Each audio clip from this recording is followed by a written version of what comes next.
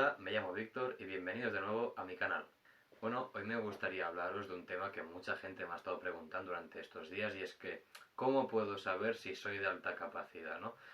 ¿Cómo tú, que me estás viendo, puedes saber si eres o no eres de alta capacidad? Entonces, en este vídeo intentaré exponer ciertos puntos que, en mi opinión, definen a una persona con altas capacidades y de tal manera que podáis autoevaluarlos en vosotros, es decir, que podáis pensar esto me pasa a mí, esto no me pasa a mí y poder comparar.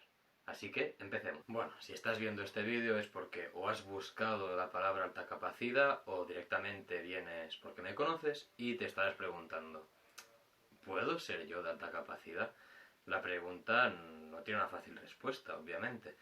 Primero, a ver, no me hagáis muchísimo caso, obviamente no soy psicólogo, no soy especialista, y os aconsejo que miréis otros grandes de la psicología y especializados en altas capacidades que os podrán ayudar mucho más. Por lo tanto, este vídeo va a ser desde mi experiencia, ¿no? Desde cómo lo vives por dentro, y entonces ahí sí que podéis comparar.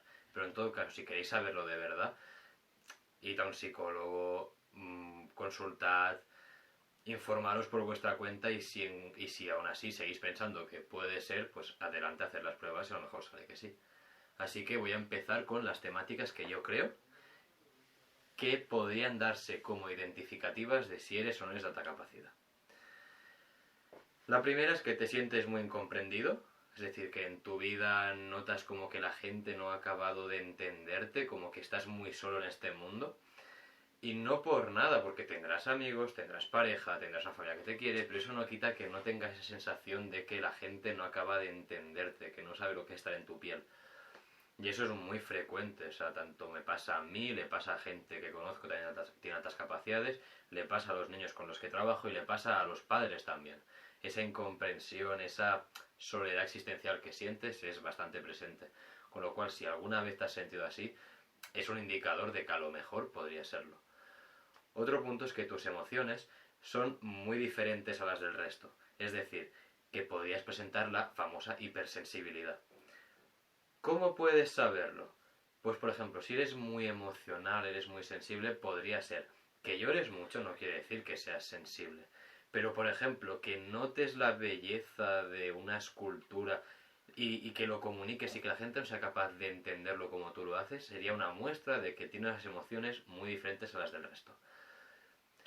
Luego otro punto a tener en cuenta sería, por ejemplo, el hecho de hacer amigos o el hecho de establecer relaciones sentimentales sólidas, ya que de entrada somos gente en general, no, o sea, en general no hay casi nada en esta vida, pero por mi experiencia somos gente que de entrada, si no hay nada malo en nuestro entorno, no nos cuesta mucho hacer amigos. Digo, podrá ser que haya casos en los que directamente hay gente que no sepa hacer amigos.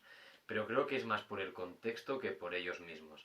Es decir, cuando eres tan diferente y te sientes tan incomprendido como decía, es muy difícil hacer lazos afectivos con alguien porque vas con cierta desconfianza. Es decir, puede parecer que eres alguien muy extrovertido, que parece que hablas con todo el mundo y que no tienes ningún problema con nadie, pero a la hora de considerar si alguien está ahí o no está ahí, como que te cuesta mucho considerarlo fijo de verdad. Por ejemplo, algo que suele pasar mucho con lo que veo con los niños, y también pasa a mí, es que se diferencia mucho lo que son amigos de conocidos y los saludables. O sea, los amigos son dos, uno, tres, no creo que haya muchos más, que son gente que está incondicionalmente por y para ti. Los conocidos es gente con los que te lo pasas bien, te caen bien, y son los más comúnmente llamados amigos, pero no son amigos. Y luego están los saludables, que es gente que, hey, pues esta diferenciación, esta rigidez de pensamiento pasa muchísimo. O sea, este será otro punto a tener en cuenta, la rigidez de pensamiento. Si tú alguna vez tenías una idea en tu cabeza y alguien te decía, no, te equivocas, pero tú no sales de allí y tienes una manera de ver el mundo súper rígida, y si algo sale de esa norma de tu cabeza como que no te gusta, puede ser otro indicador de que podría ser de alta capacidad. Luego otro punto es que te parecía más interesante la gente mayor o la gente más pequeña que los de tu propia edad. A mí me pasaba, o sea, la gente de mi edad, sí, en clase muy bien, pero prefería ir con gente más mayor. Y esto le ha pasado a muchísima gente, o sea, me he encontrado muchísimos casos de que un niño de 8 años prefiere ir con adolescentes que con niños de 8 años, o incluso prefiere estar con niños de 5 y ser como el mayor que no ser uno más. ¿Por qué creo que pasa esto? Pues creo que pasa por la diferenciación. Porque somos diferentes, necesitamos sentirnos iguales, pero al necesitar sentirnos iguales como que intentamos de alguna manera mantener un poco de esa diferenciación. Con lo cual podemos encontrarnos casos de niños o de personas que intentan parecerse al resto, pero tendrán algún detalle, alguna especie de recuerdo o de manía que les sirva para mantenerse diferentes. Si te pasa, pues podría ser otro punto a tener en cuenta. Luego, otra parte bastante importante es: no te ha gustado nunca hacer lo que se supone que tienes que hacer y las normas no te gustan nada. O sea, lo que es lo normal, lo que es lo que te toca, lo que se supone que tienes que hacer, eso no gusta. Por ejemplo, a mí las normas sociales me cuestan muchísimo. O sea, yo tengo que hacer un esfuerzo para no decir tacos, no decir palabrotas en los vídeos, porque ya me han dicho que en el primero decía alguna que otra y digo, bueno, pues tendría que moderarme. Pero no me parece algo soez, o sea, las palabrotas son parte del lenguaje como lo son todas las palabras. Y es igual de ofensiva la palabra joder, por ejemplo, que la palabra violación, porque son dos palabras que se entienden como contextos muy fuertes, pero no deja de ser lo mismo, no dejan de ser palabras que se pueden utilizar en cualquier contexto. Entonces, estas normas de lo que puedes y lo que no puedes joden bastante, porque dices, ¿por qué? O sea, esta es otra parte, ¿no? El por qué. Siempre tienes que buscar el por qué, porque si no tienes un por qué no vale la pena. O sea, si tú te dicen, haz esto, porque sí, de entrada cuesta. A la que te doman y a la que te van educando con tienes que hacerlo porque es un toca no negociable y lo haces porque si no lo haces va a ser peor, ahí ya empiezas a aprender. Pero si no, esas normas de es lo normal, tienes que hacerlo, todo esto jode bastante. Luego otro punto, ya un poco volviendo al primer vídeo, es que te sientes más inteligente. No quiere decir que pienses que eres más inteligente que el resto, ¿vale? Si piensas que eres más inteligente que el resto por ninguna razón, no eres de alta capacidad, ¿vale? O sea, eso es narcisismo puro. Lo que, si se hacen unos test, ¿vale? Se demuestra que eres más inteligente. Pero algo muy típico que suele pasar con las altas capacidades es la negación. La negación de la propia inteligencia. Es decir, somos personas que a pesar de que estemos identificadas, tengamos un test, tengamos una acreditación en la vida, ¿no? Como que siempre hemos destacado porque somos gente inteligente, aún así te sigues negando que lo seas. O te cuestionas en plan, ¿seguro que yo sigo siendo inteligente? ¿No será que se equivocaron? Y esto pasa muchísimo más en chicas. O sea, el síndrome se llama el síndrome del intruso y si os interesa el concepto podéis ir a Rosabel Rodríguez, que lo trata en varias presentaciones. El síndrome del intruso es que tú llegas a algún sitio por tus méritos, pero no los valoras. Es decir, tú no piensas que estés allí por tus méritos, sino porque la situación, la gente que te ha ayudado, te ha llevado hasta allí.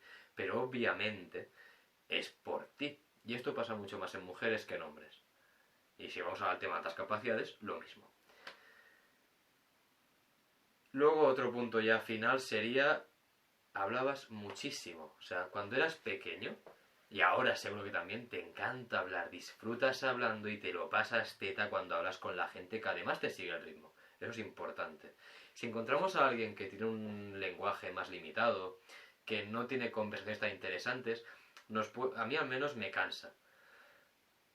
También hay momentos en los que puedes hablar de cualquier obviedad, cualquier simpleza, y puede estar bien, pero cuando necesitas hablar bien con alguien, no te sirve cualquier persona, necesitas a alguien que te dé ese ritmo, y eso lo notas dentro, y dices, joder, es que esta persona habla mejor que esta, me lo paso mejorando con esta, y es que, obviamente, o sea, si a ti te cae mejor A que B, ¿con quién te lo vas a pasar mejor hablando? Pues con A, pues lo mismo, si A habla mejor que B, hablas con A.